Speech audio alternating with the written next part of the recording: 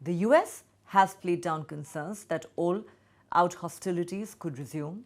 As you heard, on board Air Force One, President Trump told reporters, "As I understand it, they killed an Israeli soldier, so the Israelis hit back and they should hit back. Nothing is going to jeopardize the ceasefire. You have to understand, Hamas is a very small part of peace in the Middle East, and they have to behave."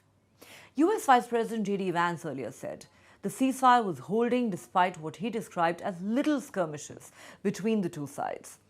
On Tuesday afternoon, Israel's Prime Minister had pledged to take unspecified steps against Hamas after the group handed over the previous day a coffin containing human remains that did not belong to one of the 13 deceased hostages still in Gaza. Netanyahu's office said forensic tests showed the remains belonged to Ofer Zarfati, an Israeli hostage whose body was recovered by Israeli forces in Gaza back in 2023, and that this constituted a clear violation of the ceasefire deal.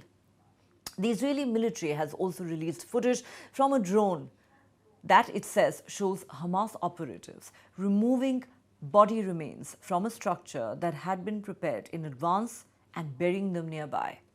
Israel claims shortly afterwards, the operatives summoned representatives of the Red Cross and staged a false display of discovering a deceased hostage's body. Hamas has rejected what it calls baseless allegations and accused Israel of seeking to fabricate false pretexts in preparation for taking new aggressive steps. The ceasefire agreement brokered by the United States, Egypt, Qatar and Turkey is supposed to implement the first stage of Trump's 20-point Gaza peace plan. According to that plan, Hamas would return the 48 living and deceased hostages within 72 hours of the ceasefire taking effect, which it did on the 10th of October. All 20 living Israeli hostages were released subsequently on the 13th of October in exchange for 250 Palestinian prisoners and over 1,700 detainees from Gaza.